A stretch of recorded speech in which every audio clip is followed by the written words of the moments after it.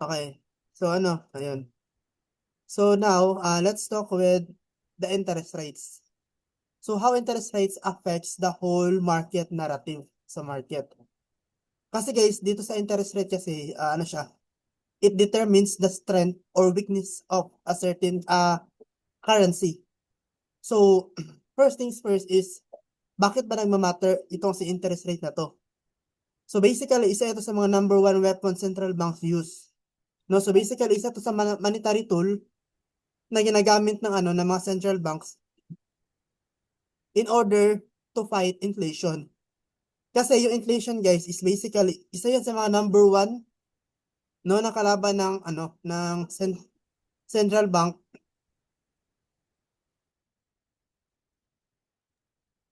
So yung guys, yung tawag dito yung sa tawag dito itong interest rates na to is basically isa sa mga monetary tool na ginagamit ng central bank in order for them to control inflation kasi that's their number one enemy. So time to time they need to monitor yung status sa inflation kasi it's either they will decide to increase the interest rates or magka-cut na interest rates. So now, ito sa inflation guys, basically, meron ito siyang benchmark always na ng Fed. No? So yung Fed guys is basically, ito yung central bank ng US.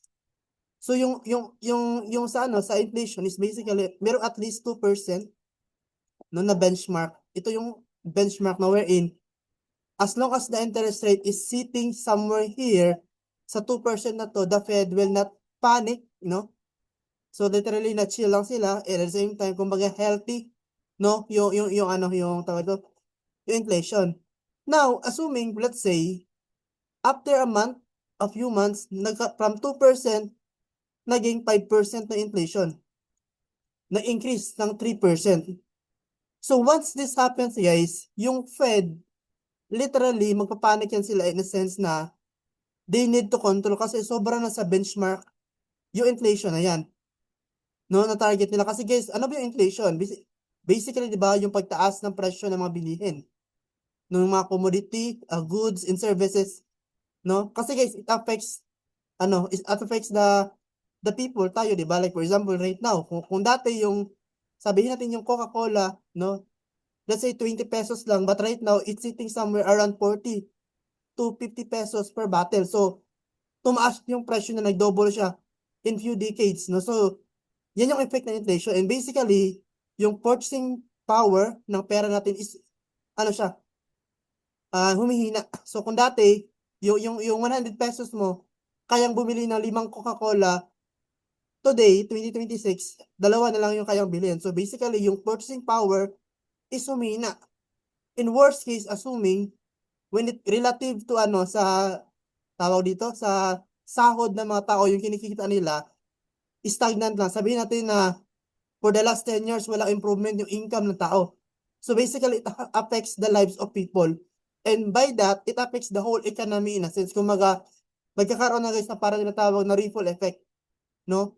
So now, itong sa guys, sa inflation na to is basically, on the other hand, sa inflation na to, they need to control this one. So assuming, from 2% daw, naging 5% yung interest rates. So from here, the idea is that they need to control. So, ano yung gagawin? Ano yung decision na gagawin nila? So, to control the inflation, guys, para bumalik dito sa 2%, they need to increase interest rate. Tataasan nila yung interest rate. So now, sabihin natin yung interest rate is basically like 2%. So, from 2%, gagawin nilang 8%, let's say lang for example only. So now, tumaas yung interest rates. Now, coach, how comes na yung pagtaas ng interest rates, magiging mababa yung inflation? Ano ba yung connect ng dalawa na yan? Kasi guys, ganito. So basically, di ba, yung pinaka-idea is that, yung kumbaga, bakit kaya yung mga central bank or bakit kaya yung bangko, let's say, what if mag-print na lang sila ng sobra-sobrang pera para at least wala nang mahihirap sa, let's say, sa Pilipinas? Para yung poverty sa Philippines mabawasan or literally wala na talaga. What if yung Bangko Sentral ng Pilipinas mag-print sila ng sobra-sobrang pera? just to eliminate the poverty. However, guys, sa economy, guys, it's very, very bad pag ganun yung gagawin. Bakit? Kasi, if so much money, yung umiikot na pera sa isang bansa, guys, tataas ang inflation. So, basically, ito yung tinatawag na money inflow, yung amount of money na umiikot throughout the economy. So, kung yung isang bangko, mag-print na sila ng pera just for the sake na labanan yung, let's say, yung poverty na yan, so sobrang dami ng pera na iikot sa isang bansa. And take note, guys, that's why hindi siya pwedeng ganun gawin. Kasi bakit? Pag ginawa ng central bank na mag-print sila ng sobra-sobra daming pera, basically, guys, tataas ito inflation na to. So basically, in the simplest way, the inflation keeps increasing. It's because there's so much money, no, na umiikot sa isang bansa. So isa yan sa mga factor na na need natin titignan when it comes sa bakit tumataas yung inflation. So 'di ba? I'm not sure if you are aware, 'di ba? Let's say sa Venezuela, no, sobrang lala, guys, ng nila na inflation. Around, I think, mga 60%, 70% yung sobrang, as in, sobrang laki, like literally yung nagkaroon ng devaluation sa pera na literally na nagprint yung yung president, like 1 billion Zimbabwe, like as a Zimbabwe pala. So wala nang value, guys, yung pera kasi nga there's so much money na umiikot sa isang economy, and literally ayun nga yung value nawala na. So from here, given sa idea na to dito na the Federal Central Bank, they need to control inflation. So in order to fight that, they need to impose interest rates. So now, bakit sa simpleng pag-impose ng higher interest rates, babagsak or hihina yung pagtaas sa inflation? Kasi ganito siya. Guys, ang purpose is that, for example, ganito. Let's say ako, I am a businessman, di ba? For example, businessman ako. Gusto kong pumunta ako sa bangko, tapos sabi ko sa bangko, sir, ma'am, I want to borrow 1 million peso, for example lang. Now, few months back, pag umutang ako ng 1 million, yung interest na babayaran ko is around 3% lang, let's say lang, for example. But today, if utang ako ng 1M, let's say sabihin natin 15 or 10% yung babayaran ko. So now, ako as a businessman, sobrang laki naman ng interest rate na ipapataw nyo if uutang ako ng 1 million. So, ang gagawin ko, of course, I will not, hindi, i-stop ako, hindi ako utang. Kasi nga, sobrang laki ng interest na ipapataw ng bangko pag umutang ako ng 1M. So in that, and take note, guys, hindi lang ako yung businessman. Or it could be sa consumer side naman.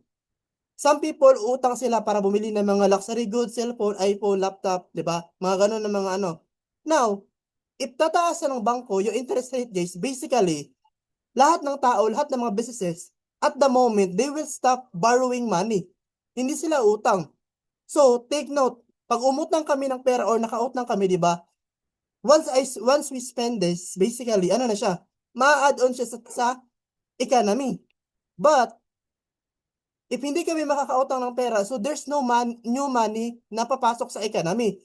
Kumbaga, hindi manaliligan yung amount of money, yung inflow ng money na umiikat currently sa isang bansa, hindi siya malilagan in a sense, and that's why, yung inflation, guys, is ano siya, due to that, is a factor na wherein bababa yung inflation kasi nga, the amount of money na umiikot sa isang bansa is basically, mababawasan siya. So by that, by simply increasing the interest rates, the Fed by malalabanan yung pagtaas sa inflation na yan. So now, sa nangyayaring ganito, everyone, in trading, guys, basically, di ba, since we are trading the forex, guys, while of course in a relative sense sa economics, walang new money na may input or magkakaroon ng tawag, guys, daw dito na economic slowdown. So overall, magkakaroon ng economic slowdown, it's because yung spending, guys, ng tao is mabawasan siya due to higher interest rates.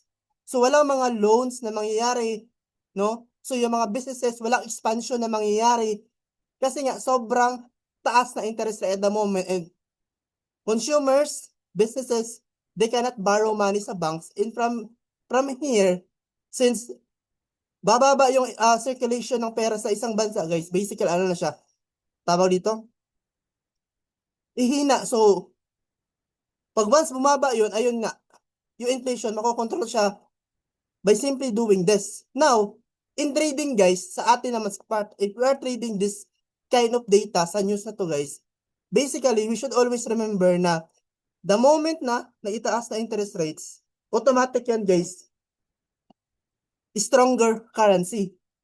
Why? Bakit siya maging stronger currency? So, ganito siya.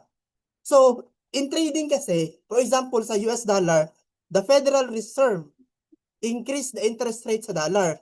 Sabihin natin last month, yung interest rate ng dollar is 2%. Okay? Now, today, naging 5% siya. So, sa ano guys, sa tawag dito, sa global perspective everyone is that right now, yung US dollar guys is sitting around 5% interest rate. So, ang nangyayari to everybody is that sobrang attractive ng dollar right now. Kasi they are giving 5% interest rate sa dollar. So, basically, it attracts foreign investors. So, magkakaroon ng money inflow papasok sa US economy in considering na mataas yung guys, yung interest rates na kaya ibigay right now ng US dollar. So, yung mga foreign investors guys, papasok sila, it results to what? Stronger currency. Kasi it gives what? Sa US economy guys, magbo-boost yung economy nila. However guys, again, doon sa other side naman, yung sa economic slowdown na sinabi ko is basically, ayun nga, sa consumer and mga businesses that already sa inside the US guys, ayun lang, sa part sa mga borrowing costs, babagsak yung mga borrowing costs kasi currently at the moment, since mataas yung interest rate, pag umutang sila, so ayun nga, the money circulation will be less in comparison or hindi siya madadagdagan. So, now, in trading guys, basically, the reason why bakit nagiging stronger yung currency is because since mataas yung interest rate right now ng dollar, ayun nga, it attracts foreign investors, magkakaroon ng money inflow papasok sa US economy, and given sa situation na yan, bullish yung currency, which is bullish si dollar. So now, if yung Federal Reserve guys, nagbigay sila ng hint na in the next 3 months, there's a possibility na we will increase interest rates. So ang dyan guys, ang magiging implication sa market, overall, sa 3 months na yan, everybody, since the institutions, mga smart money guys, yung mga big players, basically, siya guys, they will price in the idea that the US dollar will be what? Magkakaroon ng higher interest rates. So, yung mga institution guys, they will position themselves in advance, they will keep buying the dollar. So, across the 3 months na yan, yung pinaka-overall trend ng market, in a higher time frame, let's say 4-hour or daily, although may mga correction na nangyari, but yung overall situation yan is aakyat, bullish yung market. So, given by the situation guys, again, take note, just because na overall bullish yung yung idea dito sa market kasi nga yung Fed nagbigay sila ng hint na mag-i-increase sila ng interest rates and yung mga institutions, they will price in the idea na bullish yung dollar for their next 3 months. No? So, they will position this, they will keep buying the dollar in advance. So, for the next 3 months, overall, yung the bigger picture sa market, yung sa macro perspective, the market will be bullish. Now, since 3 months to guys, of course, you need to assess yourself. What type of trader are you? Are you a scalper, day trader, or swing trader?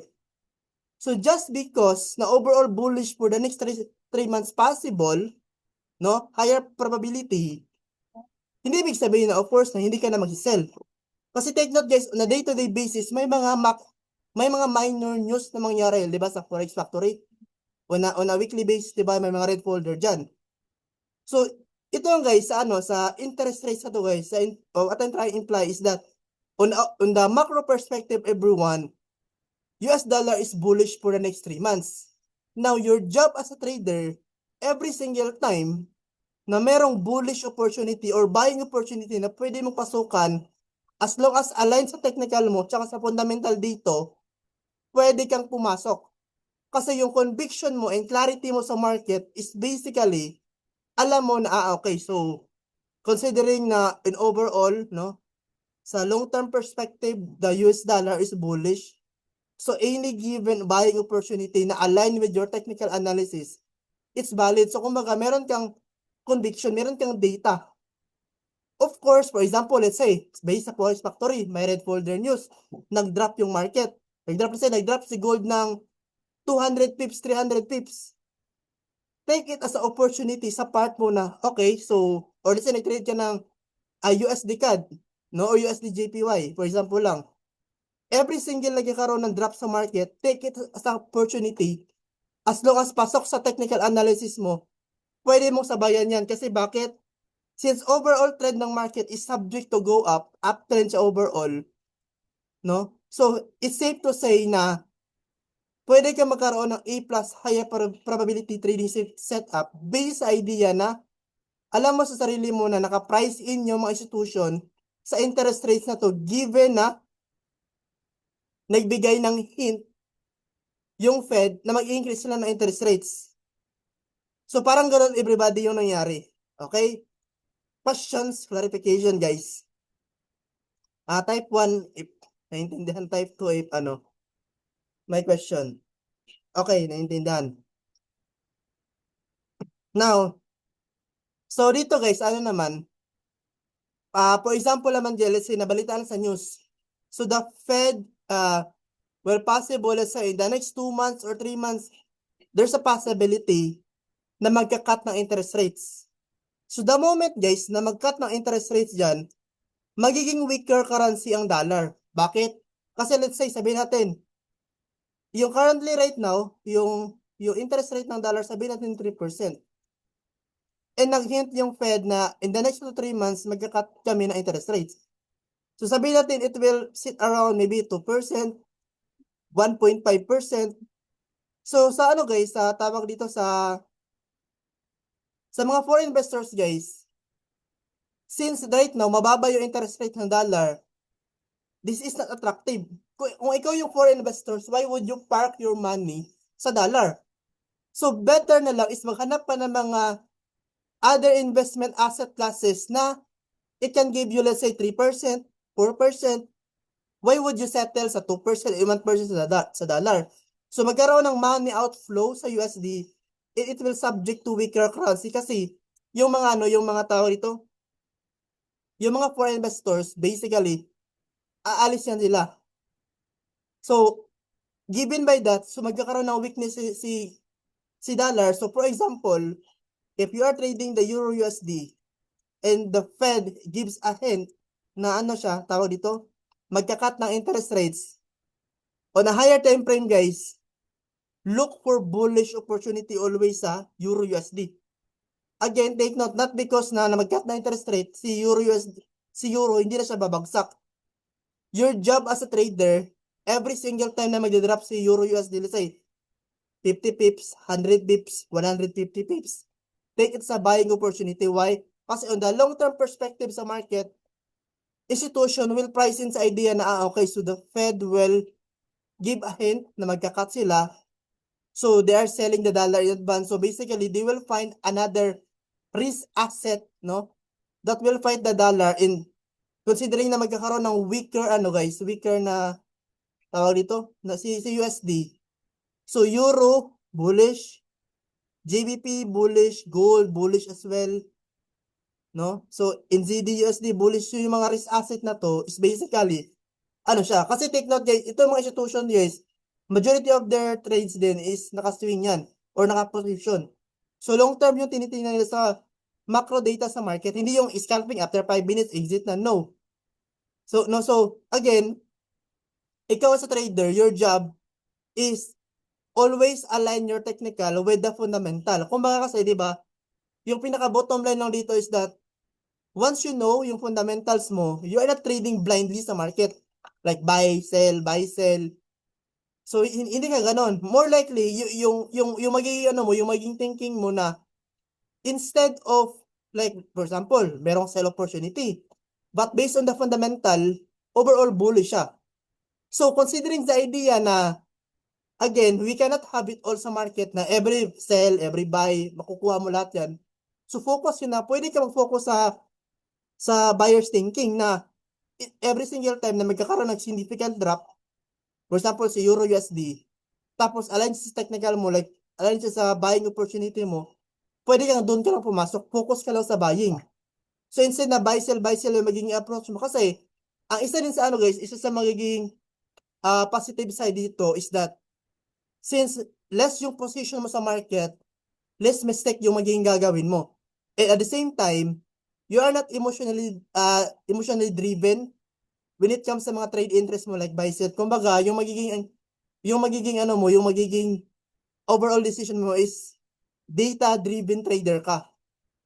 No? Hindi yung like buy na pagtingin mo sa market, feel ko buy siguro to, feeling ko sell siguro to. Kumbaga, you're not emotional, or kumbaga hindi naka-base sa feelings mo yung entry position mo sa market. So once we say kasi na data driven ka, meron kang backup, no, na forward thinking in a sense na okay, so based sa fundamental, ito yung mangyayari sa chart na to, sa trade na to.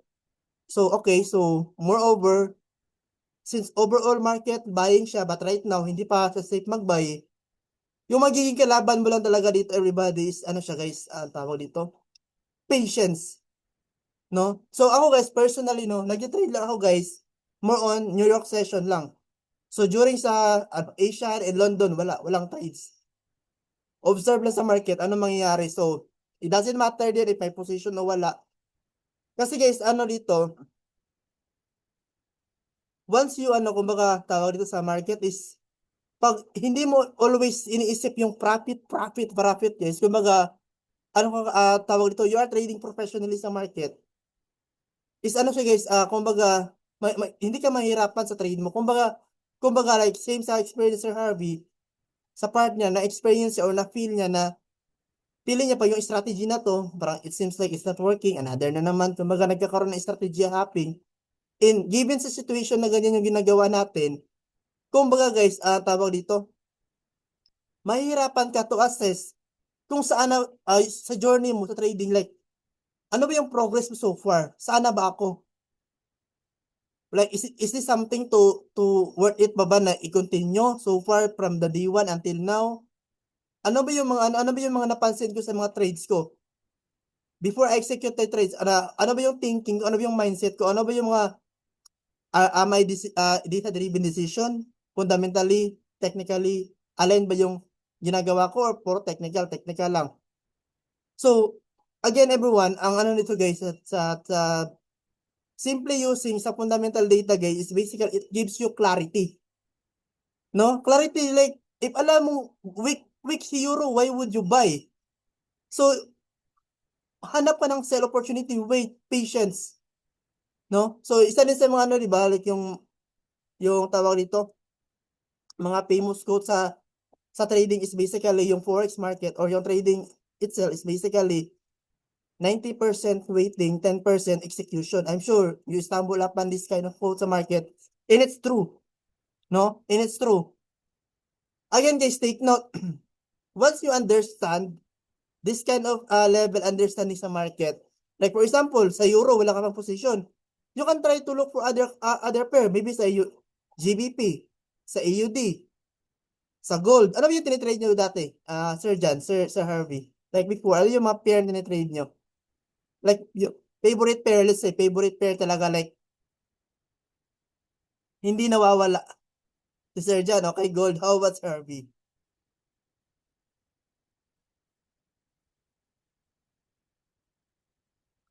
How about Sir Harvey? Ano yung tinitrade mo, sir? I see USD JPY. Okay? So now guys, for example, di ba, yan yung mga favorite pairs nyo.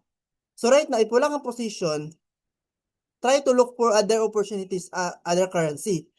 Kasi again, no, 8 yan 8 yung major pairs. So basically, I'm sure, within the day, kahit one entry lang yung gagawin mo, pwede ka maghanap sa mga 8 classes na yan. And basically, you can find an entry sa market. Or it could be if loyal ka talaga sa pair na trade mo, then basically, ayun, patience yung magiging kalaban mo. No? So, dito guys, sa interest rate, going back dito is basically, Isa sa mga pinaka-important na news kasi it affects the whole economy.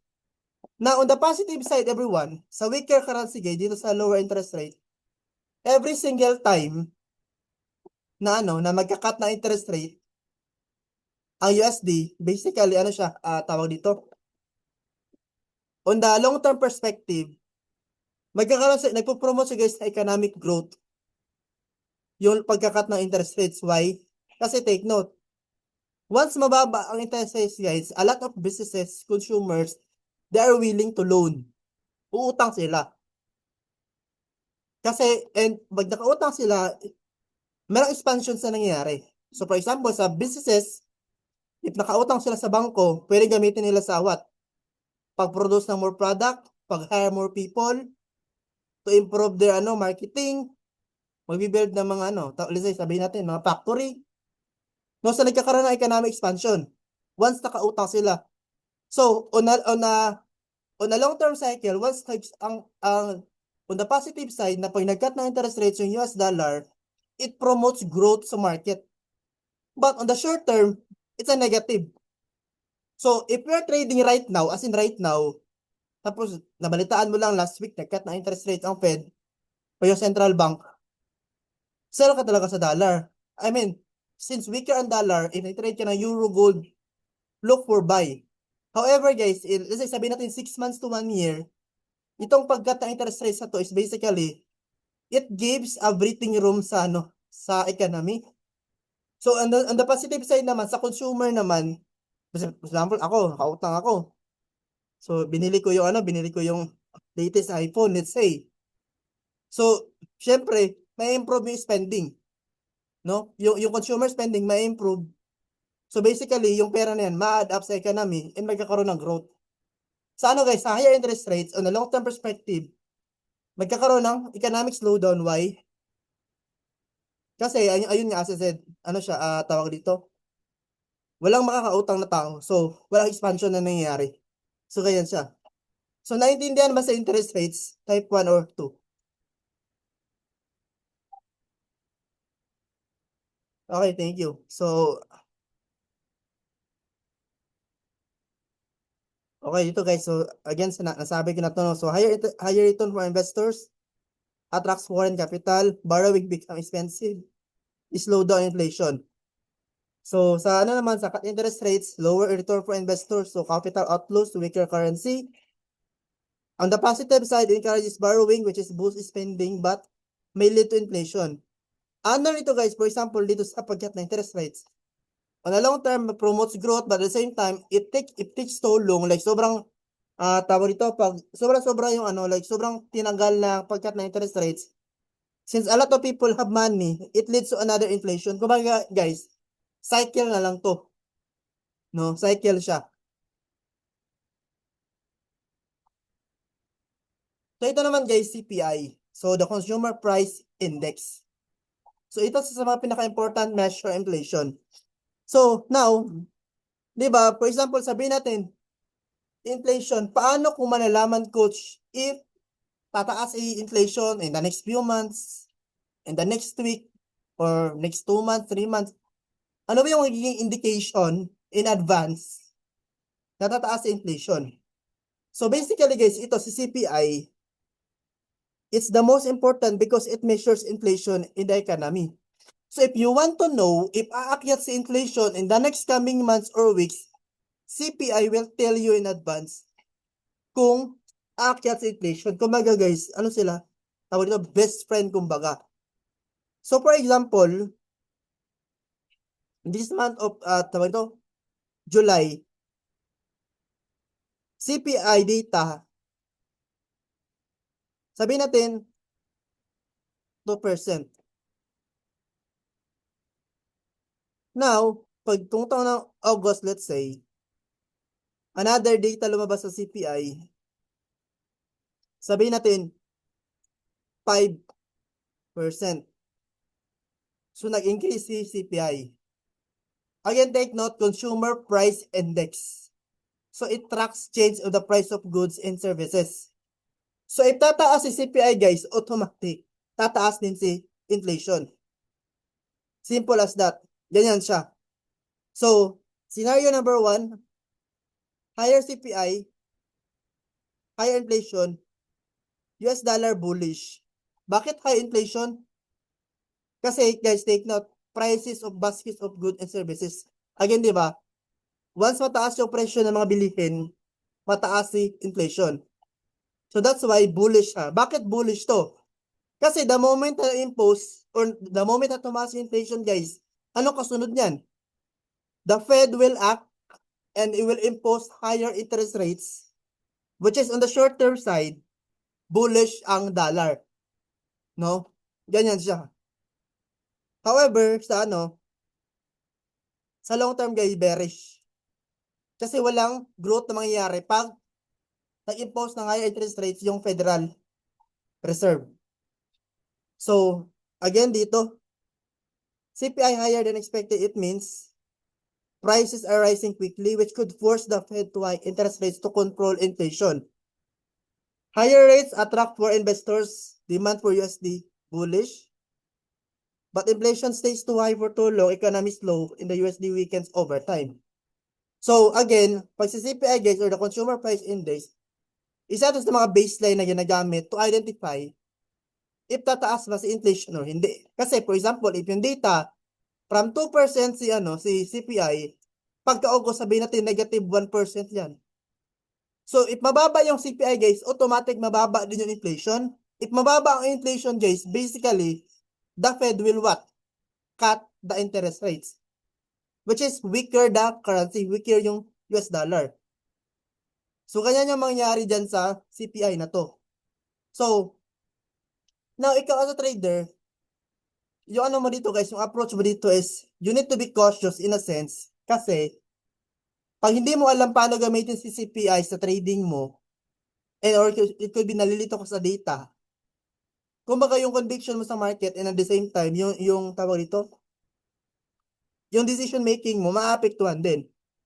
So, you need to understand na, kumbaga guys, when you try to think about this and looking at this one, they are interconnected with one another. CPI, mataas, matik, mataas inflation.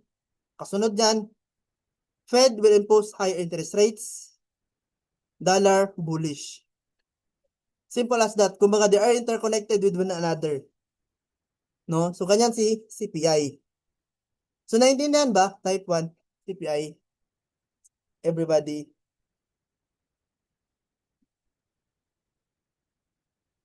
So, may question, clarification. Okay, thank you guys. So, proceed tayo. So, employment data guys, or particularly non-farm payroll. So, it's one of the most important economic indicators in forex trading, which is it measures job creation in the US economy. So, a strong NFP report, automatically bullish dollar, short-term bearish, long-term. So, itong sa NFP guys is basically lumalabas one time a month, first week Friday, sa every single month. So, ito naman guys, si NFP is basically, this will determine yung gaano ba healthy right now yung labor market ng isang country. No? So, kasi, a healthy job market signals economic growing, boosting investor confidence, for example, sa US dollar. Kasi take note, sa NFP kasi, it measures job creation. Of course, if lahat ng tao or madaming tao ang meron trabaho, ano kasunod yan? Di ba? Meron silang sweldo. Which is what? If meron sweldo yung tao, they have money to spend. So, yung consumer spending, malakas. Yung mga businesses, benefits. And, of course, yung kasunod dyan, the economy will grow. Kasi they have money to spend. However, on the negative side dyan, everybody, if people are kept spending money, so yung monetary inflow or circulation sa pera tataas, again, it will leads to what? Another inflation. Kasi take note, diba, since a lot of people has money, yung pera na iikot sa isang economy, yung circulation, tataas. And since sobrang pera yung iikot, it will result to what? Another set of inflation, which tataas yung presyo ng mga bilihin. which is on the long term side, another bullish na naman for dollar kasi nga automatic Fed will what? Will track, will monitor. If mataas inflation again, imposing another interest rates, higher interest rates na naman. So parang ganun yung mangyayari. So ito guys, the Federal Reserve might consider tightening monetary policy. So usually guys, pag nabasa niyo yung word na to na tightening monetary policy, it translates to what? Raising interest rates. Sometimes kasi, when reading an article sa news, sometimes hindi siya direct na sinasabi na kumbaga like tataas ng interest rates. May mga terminology na something right there na kumbaga if hindi mo kaagad ma-identify yung deeper meaning in a sense, like sabihin tightening monetary policy, like what does it mean? Like kumbaga merong question mark right away sa isip mo na, ay ibig sabihin nito. So hindi mo siya ma-translate, but it's simply telling us pala na this one simply raising interest rates. So may mga terminologies in jargons in a sense sa when reading an article sa news na kumbaga sinasadya yan siya guys actually. Kasi guys, of course, once yung public is confused, hindi ka agad directly ma-process yung information, it leads to confusion, and at the same time, of course, will add as a liquidity sa market, particularly no sa forex market or even sa crypto. So ganyan siya, no? So ang isa rin sa ano dito everyone sa tawag dito sa Federal Reserve guys is basically right now, diba? So I'm not sure if you are aware. So pinalitan na right now yung yung Fed president from si Jerome Powell, si Donald Trump nagana siya nag-appoint siya ng bagong Federal Reserve na president. So bago yung ano natin sa sa market. So we need to watch out sa mga decisions niya moving forward sa market kasi it affects the narrative. So sa ano dito guys, when understanding is a fundamental analysis is every single day, whatever currency na tinitrade mo, you need to answer number one question is, ano ba yung narrative today? Like for example, sa dollar, ano ba yung narrative ng dollar right now? Is the article saying na bullish yung dollar? May mga negative news ba? So, and at the same time guys, ano ba yung what's important news? Kasi diba, sobrang daming news right now, like every single day sa market. So, ano ba yung mga pinaka-importante na news na I need to watch out na that affects the whole narrative?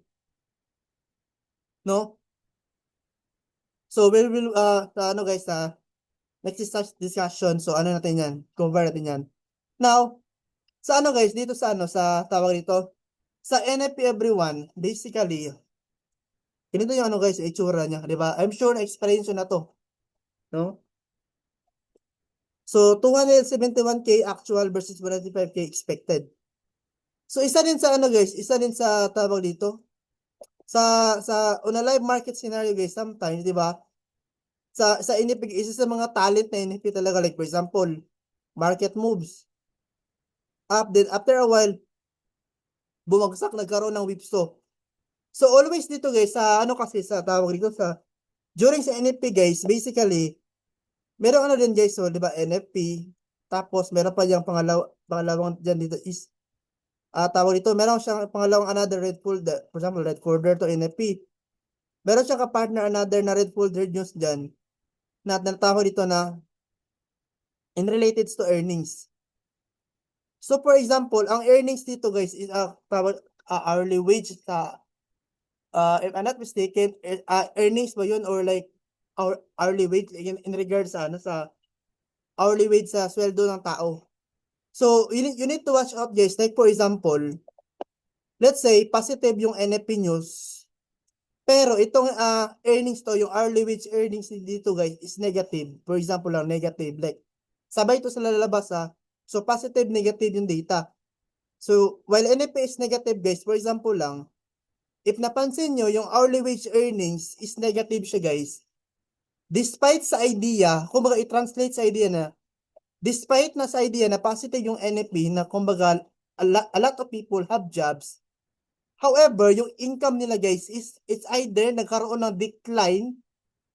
So, pag nagkaroon niya ng decline sa earnings nila, despite meron silang trabaho guys, Usually, ang nangyari sa market, for example, bullish si NFP, tapos after a while niyan, babagsak din yan. Kasi bakit? If the market realize na despite people having jobs, but their income is nabawasan or stagnant lang, basically, yung growth ng economy guys will become a little bit slower. Kasi for example, ikaw, sasabihin ko, sweldo ko 30,000 a month. I have jobs, but sabi ng boss ko, well, 30,000 ka. So it's either nagkaroon ng problem sa company, let's say. So from 30,000, 20,000 ka na lang.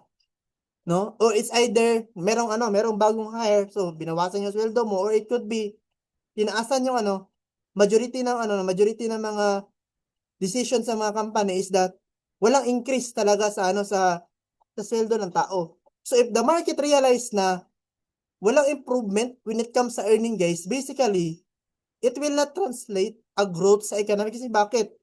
Like for example, if nabawasan yung sweldo ng tao, despite meron siyang work, yung consumer spending is mababa lang din. Like if kaya mo kung gumastos ng 10,000 naman, by next month, 5,000 na lang. So nabawasan yun.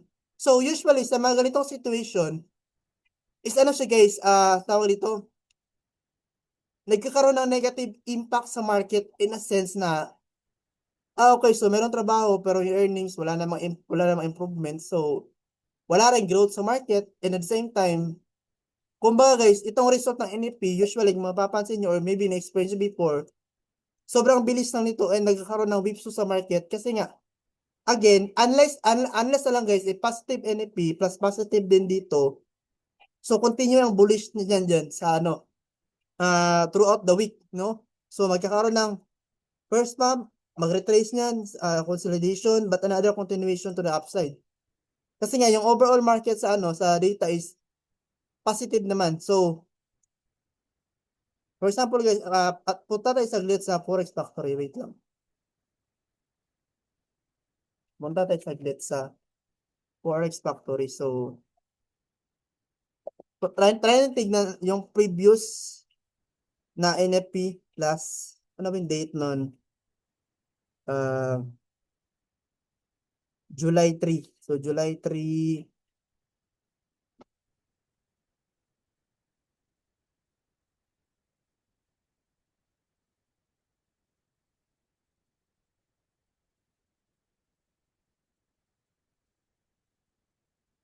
So, wait lang, share. Ay, July 2 pala. So, I'll share my screen again. So, tingnan natin guys yung data dito. Friday.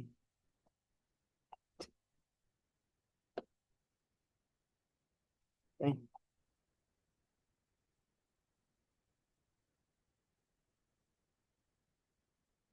July 2 daw sabi. July 2. Ano may NFP dito?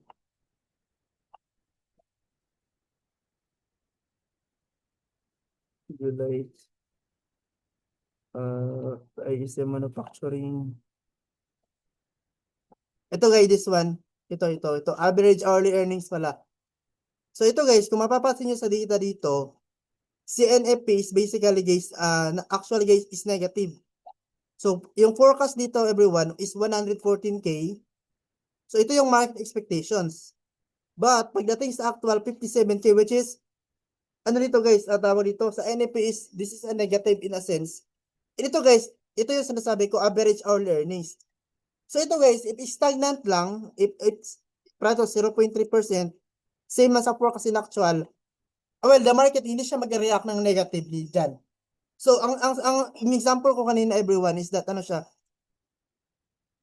for example, let's say, sabihin natin na, let's say, itong 57, sabihin natin na 120K yan. For example lang, 120K. Positive, let's say lang, for example. Now, dito paglabas na actual, sabihin natin, ang lumabas ito is 0.2%. Or sabihin 0.1 something. So, mas mababa yung actual in comparison sa forecast. So, despite having a positive NFP guys, but yung average hourly earnings naman is nagkaroon ng decline, yung perspective ng market is still hindi magiging full blown bullish. Like, parang merong negative connotation ba na, okay, so merong job, but at the same time, average earnings naman nabawasan. So, wala ring growth, like, or could be slow yung growth. So, it's not something na, kumbaga, hindi siya magta-translate na throughout the week, bullish ka agad. Kasi, again, pwedeng pag-pump ng market, after a while, babalik ka lang yung kung saan siya nag-pump.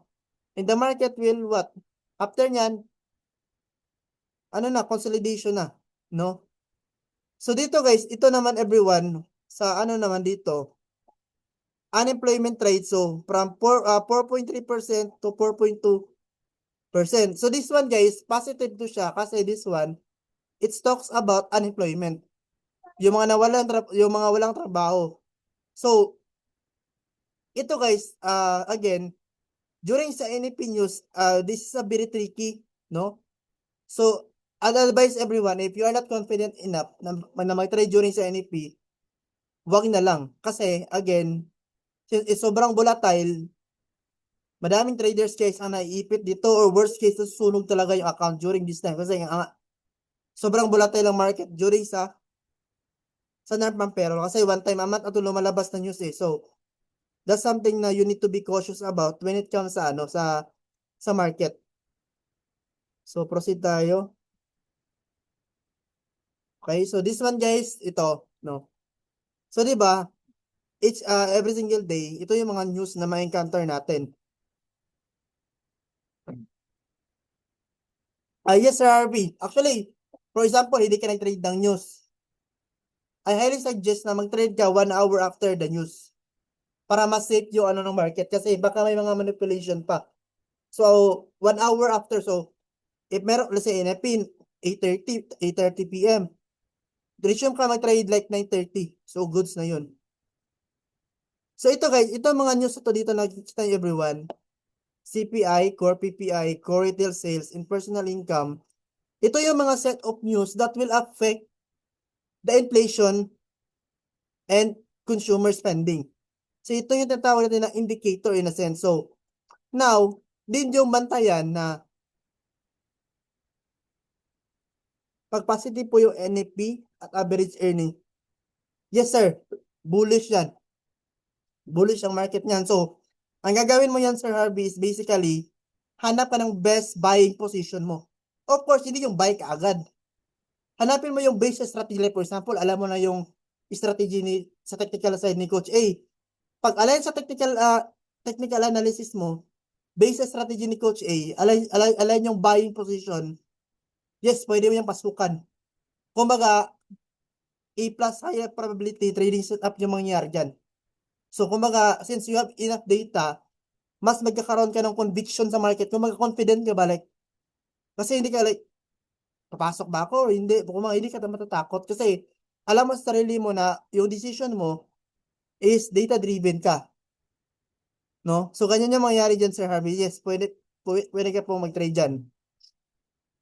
So, dito guys, ito yung mga set of news na need mong i-memorize sa part mo na pag ito guys lumabas, no? Core PPI, which is for the people, the producer price index, it measures the whole inflation. So rising PPI, future consumer price increase. So ito guys, ito sa PPI na to is basically in order for us to know if in the near future ba, like a month from now, 2 months from now, like how will be able to assess na yung mga prices ng mga goods and services or yung mga daily necessity na natin is tataas siya. Dito guys, sa PPI, this something na you'll be indicator. Like, pag mataas si PPI, basically, ang nangyari dito guys is siya, tataas yung presyo ng mga bilihin in the future. Of course, we don't know when, but as long as this one is keep pricing, inflation will be what? Subject to go up. So, walang indication na inflation, like, hihina siya. So, continue yung magiging na inflation pagtaas. Dito naman sa core retail sales, is show consumer spending strength. So, dito guys, sa retail sales is basically, it will show, like for example, positive dun data dito sa consumer sales ito, or sa core retail sales. This is an indication, okay, so, right now pala, sa US dollar, in overall, a lot of people right now, they have money to spend. And if they have money to spend, of course, it will add up sa economy, which result to what? Bullish. And at the same time, guys, it will add up sa inflation, which is another result to another bullishness for the dollar. On a short-term side, which is ikaw as a trader, okay, so, core retail sales mataas. So basically, ang magiging thinking ko dyan is, okay, so yung core retail sales mataas. So basically, inflation, possible tataas din. And given sa ano to, sa idea na to, US dollar will be stronger. So my job right now is to find or look for buying opportunity sa dollar. Of course, if you are trading XAU USD, which is a gold, sell ka. Kasi bakit? Kasi di ba, XAU USD, since stronger yung dollar, and you are trading XAU USD, sell ka dyan. Same sa part ni Sir Harvey, if titrade siya ng USD JPY, look for buy opportunity. Ito guys, although this one is yellow folder siya, but this talks about personal income and personal spending. Ano mo na siya, is very important kasi it tracks consumer financial health. So ano ba yung ano? Ano ba yung status kumbaga ng income talaga? Like sustainable ba? Enough ba? So yun siya. No, so ito guys sa inflation and consumer spending indicator. So please memorize, no? Ito guys, you can take screenshot if you want to, gusto nyo. So basta ano dito guys is all news here it relates to inflation. This is the number one enemy of the Fed. So we need to be understand no yung magiging implication nito sa market. Okay? So pangalawa nito guys is labor market. So sa labor market naman is ito yung mga indicator in a sense na dito natin malalaman if healthy ba yung job market. And again, take note, pag meron tayong trabaho, if a lot of people have jobs, of course, they have money to spend, they can contribute to economy, it will result to what? Bullish sa market. So, non-farm payroll, first is make sure job creation in the US. So, higher NEP, stronger the dollar. Unemployment rate. So, shows the percentage of unemployed people. Dito guys, medyo tricky to ha. So, basically, this talk about unemployment rate. For example, if mataas yung employment rate, like positive yan, this is result to negative sa dollar. Bakit? Kasi mataas yung unemployment eh. Mataas yung number of people na walang trabaho. Of course, if walang trabaho, automatic walang pera, di ba? So now, if yung negative yung data dito or nagkaroon ng, let's say sabihin natin from 20K sa forecast, naging 10K sa actual. Positive yan siya, which is take note, lower unemployment is stronger economy. So to simplify this one in a layman's term, if 20,000 people yung walang trabaho, right now 10,000 na lang yung natirang walang trabaho. So basically, there's an additional 10,000 people na nagkaroon ng jobs, which is what? Of course, tayo as a worker, tayo yung backbone of the economy. So everybody is contributing now to the growth of the economy, no, as a whole. So unemployment claims, this refers to what? No? Sa kiniklaim. So the more that a lot of people are claiming na walang trabaho sila, of course, this result to a weaker economy. Kasi everybody is not contributing. Of course, the government, no, wala silang tax na, let's say, sabi natin na income, in a sense, yung consumer spending, mababa din. Kasi walang trabaho eh, so how could they can spend money?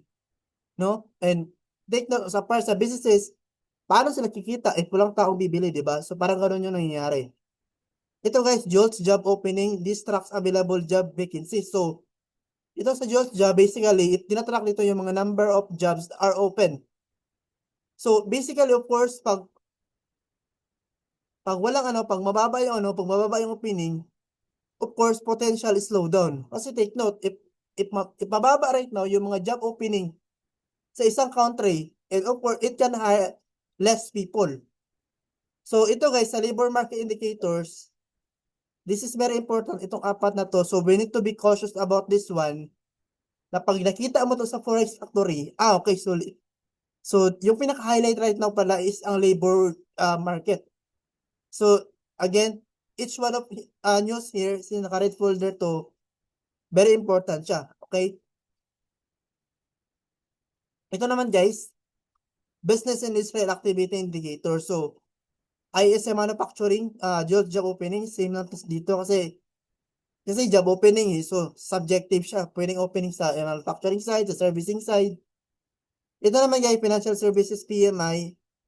So, business activity to. So, simplest explanation dito, pag above 50 yung data, matik guys, positive yan, which is bullish to dollar.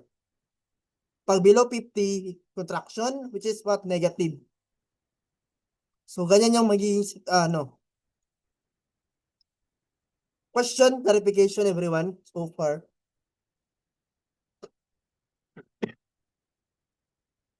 Okay. Thank you. So, naintindihan no, so far. So, dito naman guys, wait lang. So, ay, namali to guys. So, this one naman. So, ito guys. Wait guys, inom lang ako tubig saglit. Wait lang. Medyo yung lalamunan ko. Wait lang.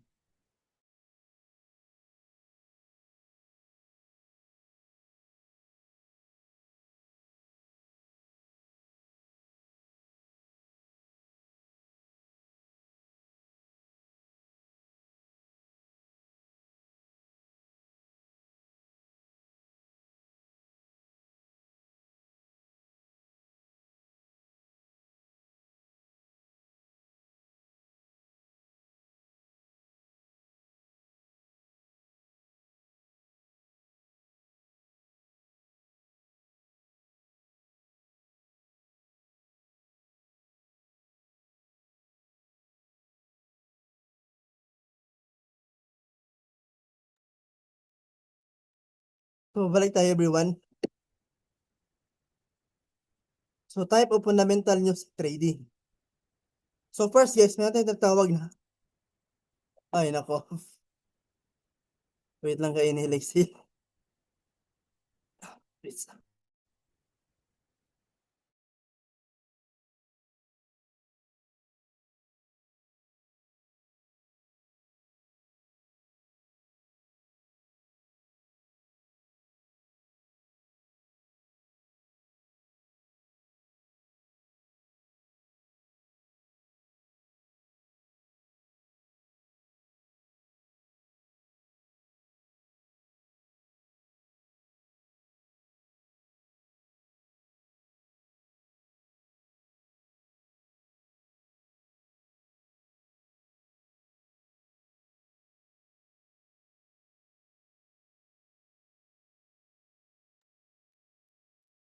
Wait lang guys, sorry.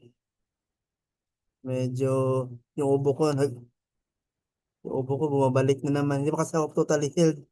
Anyway guys, continue tayo. So, wait lang. Ito everyone, two types of fundamental sa trading is basically, di ba? Again, as I've said, sobrang daming news every single day. Di ba? So, how could we use or differentiate yung mga news na to? So, first things first, meron tayo tawag na news na leading. So, ano ba yung sabihin ng mga leading? It moves before the economic changes. So, leading indicators, yung pinaka-bottom line dito everyone is, when you hear the word leading, it will tell you, predict future economic movement. So basically, any news na belong sa leading is basically, it will tell you exactly anong mangyayari in the future. So CPI, PMI, the CCI, and the jobless claims, guys, this four right here will tell you exactly if positive ba yung data or positive ba yung pinaka-overall bullishness sa market. So right now, for example, US dollar. Like, how would I assess na in the next coming few months, bullish yung magiging takbo ng US dollar? So to predict that, we can use the CPI, PMI, or the CCI and itong apat na to. So, once you understand here na itong apat na to is basically can help you predict, no? Predict yung ano sa future. Basically everyone, ano siya, mas magiging, tawag dito, mas magiging accurate, no? Yung the way you technical, yung fundamental analysis sa market. Kasi, this one right here, it moves before the economic changes. So, so leading indicator, basically, it will help. Ito yung mga type of news na pwede i-predict yung future. Okay, so, wait lang guys. For example, this one. Real life explanation. No? CPI is rising daw. Central banks rise before interest rates soon. So, again, since you understand CPI, you understand interest rates, you can position in advance, no? Sa currency na yan, or bullish ka sa currency na yan, before your actual rate hike happens. So, for example, sa US CPI, 3 months na siya positive. Okay? So, however, take note, yung Fed, hindi pa sila nagtataas ng interest rates. So, yung may situation, everyone, is basically, they will position himself in advance buying the dollar, which result to what? Trending sa market in advance. So, the moment daw na ano, wait lang guys, hinika ako, sorry. Pamak iba. Pamak talaga itong ano ko eh. Ubo ko. So,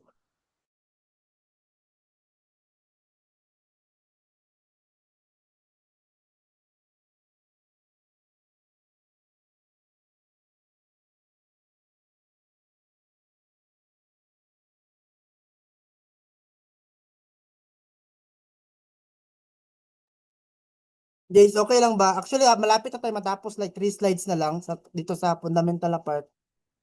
Pero okay lang ba guys? I add up na lang natin to tomorrow sa discussion. Medyo yung ano ko guys, medyo yung sa ano ko guys sa hiniika ako. So, tomorrow na siguro continuation. Sobrang pasensya talaga. So, medyo ano kasi guys, pinipilit ko talaga na magturo kasi ayaw ko din sabihin kay Coach A na ano na like i-stop yung ano mentoring for the moment. So, but ano guys, malapit na ito matapos po. So far ba naintindihan? From the very beginning. Thank you Sir RB, thank you Sir Jan. So tomorrow again, continue tayo. Thank you guys, thank you for understanding. So bawi ako guys, bawi ako again. So we will discuss tomorrow. Thank you, thank you. So good night everyone and God bless. Thank you, thank you.